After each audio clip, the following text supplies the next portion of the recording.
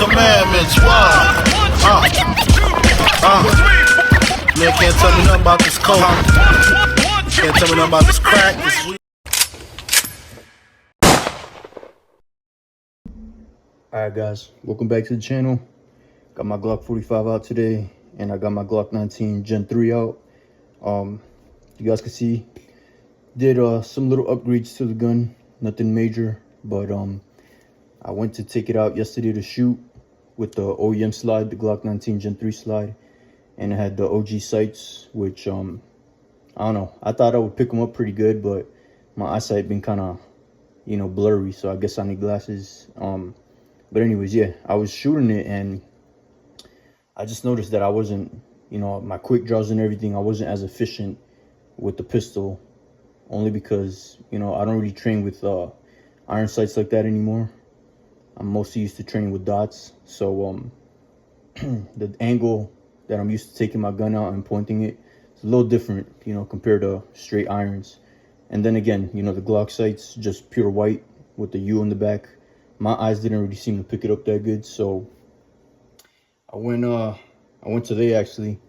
You know, I got out the Ruger RXM slide, and I put it on here, and this gun was bare. You know, it just had no iron sights, it had no optic, and I figured, you know, invest a little bit of money and get some quality Trijicon sights, put on some suppressor height sights so I can co-witness. But with the 509T, it doesn't really co-witness as good, which I ain't really complaining, because I like the window to be nice and clear, you know, no obstruction, nothing blocking it. And you know, from my experience, Holson, they got a very good battery life, as long as you don't keep your dot on. You know, when you're putting your guns away, you know, turn off the dot. That's what I always do. And then when I pull my gun out, that's when I turn on the dot. But you know, as far as battery life with Holson, they're pretty good. So I don't feel like if I ever needed to use this, it would just die out on me. I feel like it would always be there, you know. Like I said, as long as you know, shut it off when you need to and turn it back on when you need to, battery life should last you forever.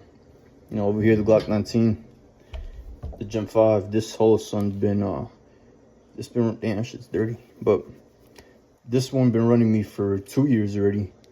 And like I said, you know, just shut it off when you're not using it, and then turn it on when you're using it. So, by the way, all these weapons are clear.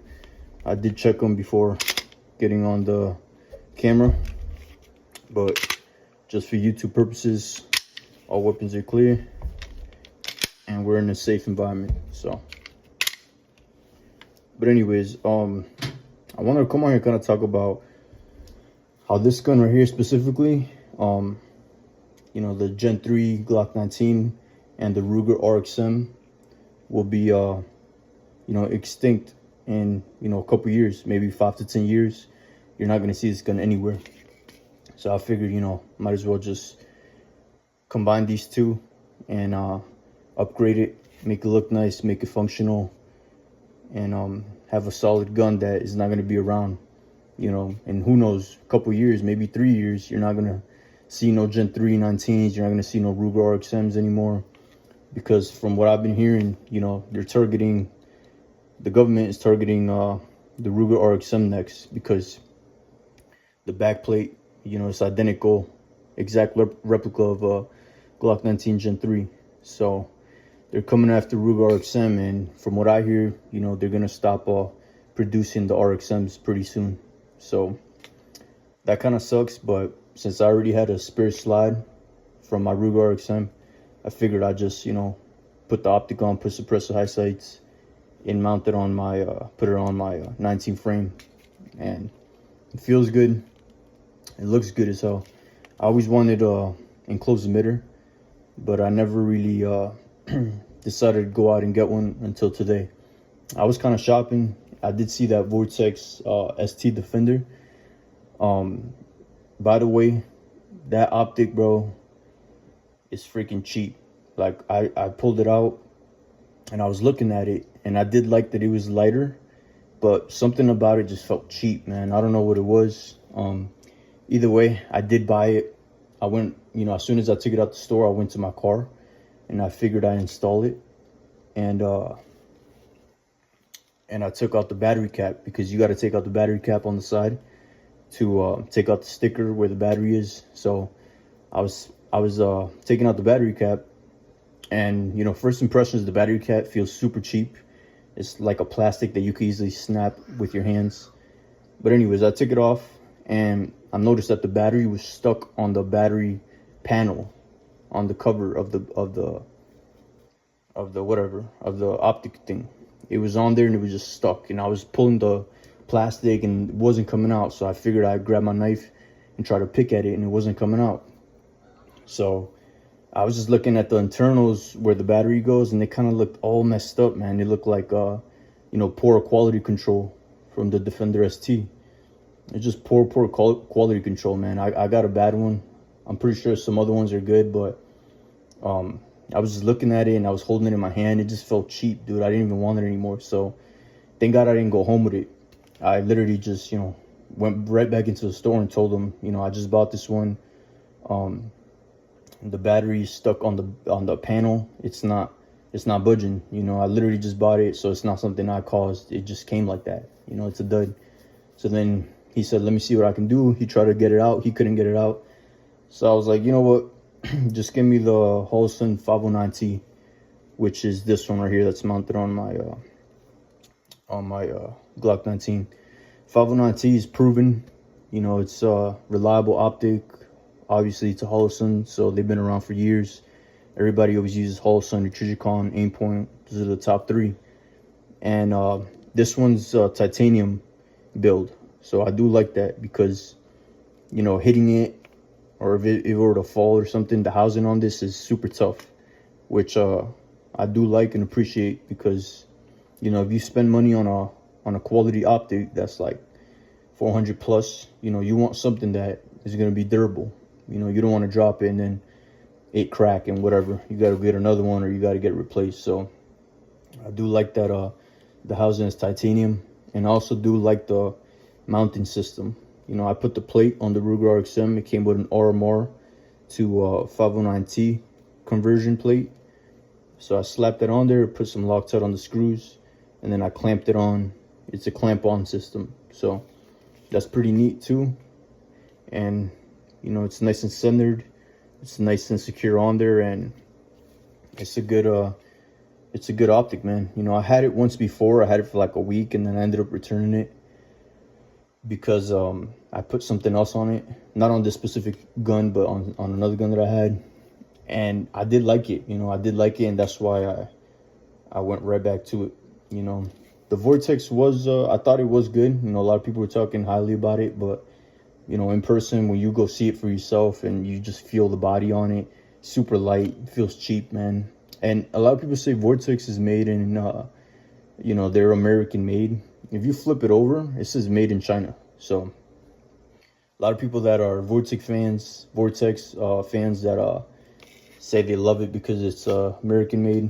All you gotta do is flip it and you can see it's made in China. So, which China stuff is not bad. Holosun's made in China, but obviously every company has their differences in quality and material they use. So yeah, anyways, this gun right here, man, you're not gonna see this gun in a couple years from now. This gun completely, the Gen 3 and the Ruger XM is gonna be vanished from the gun world pretty much. They're gonna stop producing it. Whoever has one already, hold on to it, because this is like a forbidden fruit, man. Everybody wants what they can't have. That's why everybody's been going out and buying all these Glocks, Gen 5 specifically, and they just been stocking up, because there's not going to be none of these guns left soon. And from the looks of it, everybody's taking them off the shelves. Everybody's buying the Gen 5s already, and Gen 3s. Everybody's going for those two guns. So it's crazy, man. It's crazy what's happening. But Glock kind of changing their model, and I know they had to, but them changing the whole system of the backplate and remaking the whole well, not remaking everything, because they didn't really change much. They just kind of added material to the slide. But them doing that kind of trickled down, or is trickling down, to every other gun, and you know how they're able to create firearms in the future. You know, all the copies of the Glocks, like the Shadow Systems, you know, what else is a copy? The Ruger XMs, all those copies, whatever, all those guns that are based off of this platform, you know, they're gonna have to change.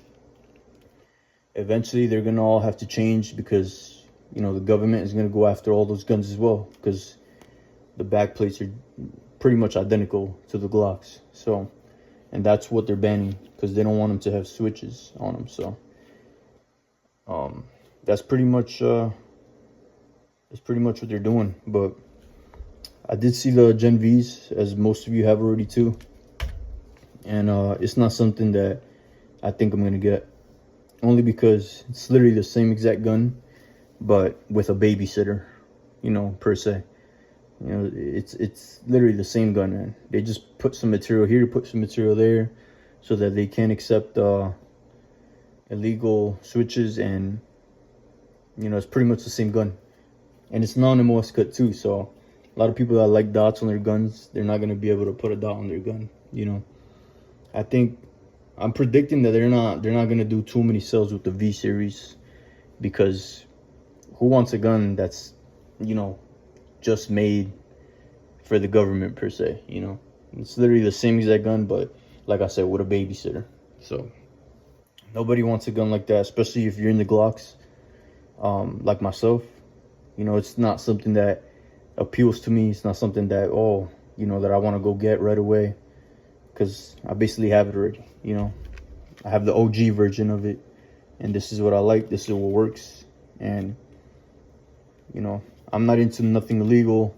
All my guns are, you know, completely legal, and they work for me. So there's no need to go get a V series, in my opinion, for me, because literally the same gun.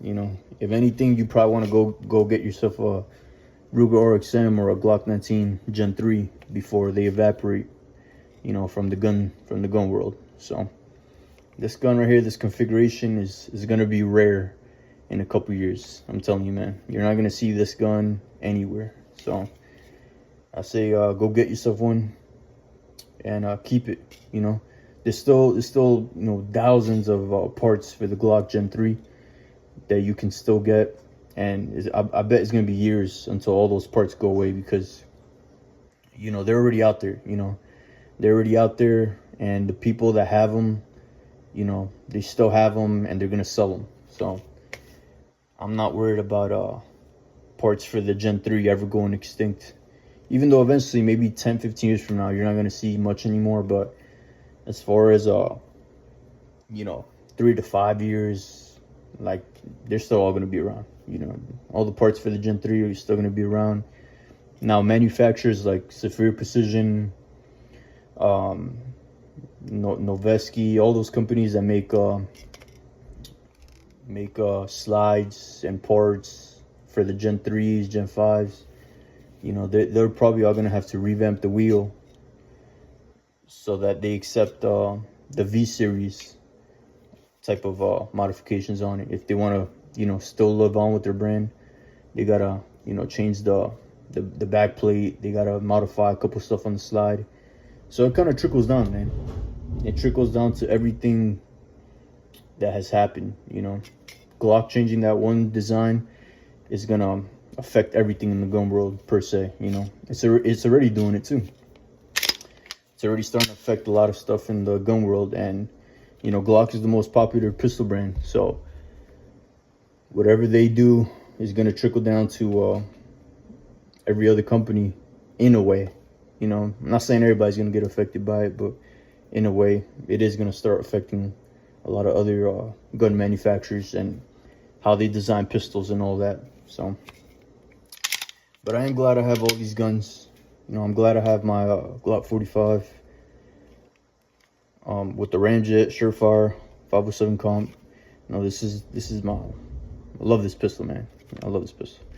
Got my Gen 5 19, which is a freaking workhorse. You know, this pistol has been ran through thousands of rounds already, and you know, still going good. Never had an issue with this pistol stock, and it's a workhorse, man. You know, obviously it has wear and tear from using it a lot, but who cares, man? It's a pistol. You know, it's meant to be used. It's meant to get scraped, and kind of gives it character. But I'm pretty sure now when I go shoot this one, I'm gonna like this pistol a lot more, because when I took it out stock, man, I just, you know, I felt like a noob. Felt like I wasn't probably because my hands were cold too. It was freezing yesterday over here in Iowa. My hands were all frozen, so I wasn't able to, you know, move my hands quickly. But I don't know. I just felt like I needed to go ahead and, you know, put a dot and get some quality iron sights. I do like these iron sights because on the dark, I'll show you. Let me see if I could turn this off real quick. Alright, so those are the Trijicon sights, iron sights, and then we got my red dot back there. So these sights obviously are quality, and they do the job. So I like that setup right there. And right back on when it hits the light. 509T got the auto adjust as well, so when it hits light, it goes pretty bright, which is pretty nice too. So like I said, I always wanted an enclosed emitter. And I figured, you know, might as well, since they're banning the RXM and the Gen 3, I was like, you know, might as well go out and just get myself a quality optic, quality iron sights, and rock my gun like this. So, no regrets, man. This gun is going to be in the safe, you know, most likely forever. I'm never going to get rid of this gun because they're going to stop making it. So, both of these, the RXM and the 19 Gen 3. So, figured I might as well just make it look nice, make it useful, and make it another part of my carry rotation. So, and if I want to, you know, I could obviously put the stock Gen 3 19 slide right back on and have a stock gun. But, you know, this setup right up here is kind of OG, so it's the GOAT. So I do like it. But yeah, guys, just kind of wanted to talk a little bit about my my Gen 3 19 build, and how it's going to be a forbidden fruit soon. You know, this is not going to be around. So if you have the money, if you have a chance, and you guys see Ruger RXM or Glock 19 Gen 3, go get one, because, you know, they're not going to be around for much longer, man. And the Gen 3 is the most proven Glock platform in terms of the generations. The Gen 3 is the GOAT of all generations. So go get one. You know, hang on to it, make it look nice, get some spare parts, and, you know, you got a solid gun for years to come. Anyways, guys, hope you enjoyed the video. Like, comment, subscribe. Take care.